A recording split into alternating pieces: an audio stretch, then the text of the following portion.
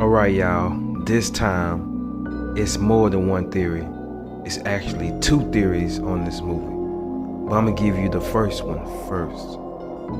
The first theory is about them selling their soul. The whole movie is about athletes selling their soul to gain special abilities. Now, of course, these basketball players know how to play basketball. They're the best at what they do. But according to my theory, they couldn't play basketball. They didn't have the talent. They didn't have the skills. So what did they do? They sold their souls to possess this power, these abilities, to have the skills to play basketball. Anytime you gain power from another source besides the Most High source, you are opening the spirit realm to principalities and demons to give you powers. That's why they can play basketball so good. That's why they have the skills to dunk the ball. That's why they have the skills to shoot the ball and it lands. That's why they have the skills to do whatever they want to do on the court and it won't fail. And all these men sold their soul to have these talents. Not Michael Jordan, just them. How do we know this? The fact that these same men are all participating in a psychic reading lets you know that they are into witchcraft. That's how you know they sold their souls to gain this power. Stuff like that is an abomination to the Most High because you're giving yourself up to demons to gain some special type of abilities. Have you heard of the man named Robert Johnson? Legend has it that Robert Johnson met the devil at a crossroads and gave him his soul in exchange for mastery of the guitar. Now this is supposed to be a true story. Now this is about a man who didn't know how to play a guitar, but he sold his soul to a crossroad demon in order to have the ability to play the guitar like a professional. That's the same thing that happened to these basketball players. So when you see them on the court and they not playing like how they was playing before, it's because they sold their soul to play like that. This is how they really play. They can't catch the ball, they don't know how. They can't shoot and land it in the net. They ain't shoot like that. And these so-called demons, they not doing nothing but taking their power back. This just shows you cannot trust a demon. No matter what deal you make, they won't keep their end of the bargain. You cannot trust the other side.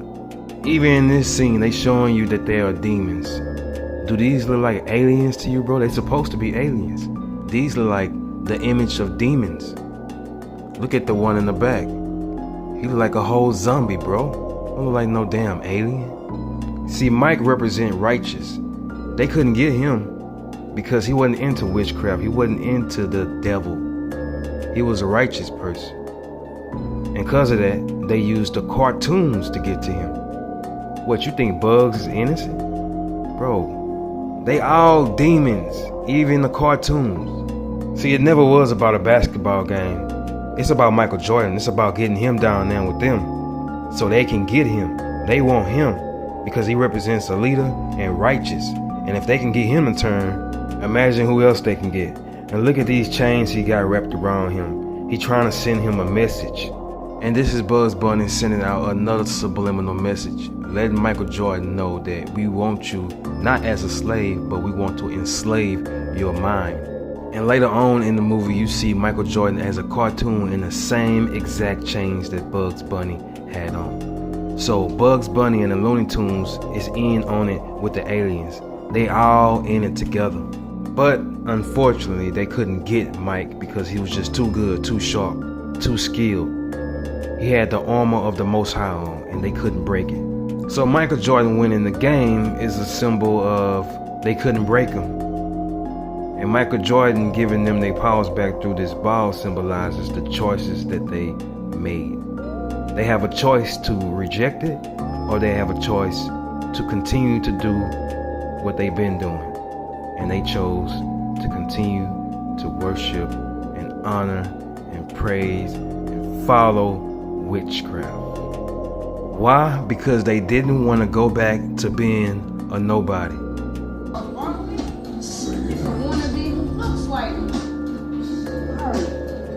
And in the movie, when he was talking to the man about his problems, you ever paid attention to the picture that was on the wall? It looks like a soul in torment, like he's being tormented in fire. Well, that's strange. My theory is about selling their souls to a demon or whatever. And there's an image of somebody or something or some soul looked like he being tormented in hell. But hey, it's just a theory. Now let's move on to the second theory. Oh yeah, I forgot to point out this. You should have known Bugs Bunny was no good when he had that skull.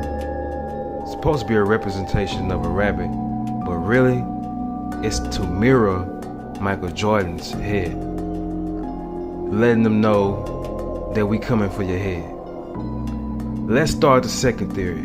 The second theory is about the greatness and the marketing behind African American athletes. Remember, they always used to say the black man is this, the black man is that, the black man can't do that, the black man is just good to be under the foot of a white man. But as time went by, that was proven to be false. Behind every black African American athlete, there is a white man behind him. It's a reason for that. It's simple. The black man, a majority of black African American athletes, have the skills to pay all the bills. That's why Bugs Bunny showed this video. He's showing you how basketball started. It started with Caucasian men. This was a white man's sport. It wasn't until years later the NBA courts was full of black African American athletes. And they wasn't just regular athletes. They had skills, abilities. They was very elusive on the court. I mean, you had guys like Kobe Bryant, Michael Jordan, LeBron James, and the list goes on. All African American black athletes. Not saying that white men can't play basketball. I'm just saying the sport was dominated and still dominated by black African American athletes. And this is the revenue and the salary that they're bringing in. Sounds like a lot of money, right? Well, this is chump change when it comes to the people who own the teams.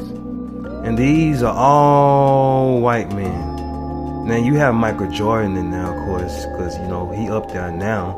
But all majority of these people who own these teams and who own these players are all white, Caucasian.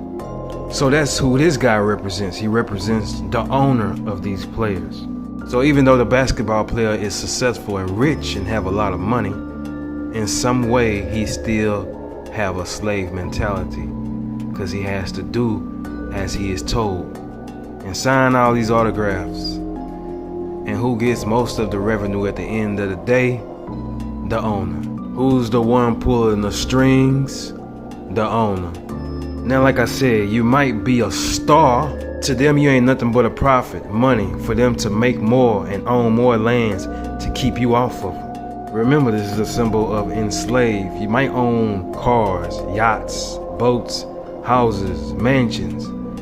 But in the midst of doing all that, you're making your enemies, the ones who feel a certain way about you, billionaires to own lands to keep you off of them. Remember, these are made up theories that I'm doing for fun. If you want to take it serious, then that's up on you. But these are made up for fun and entertainment. Next,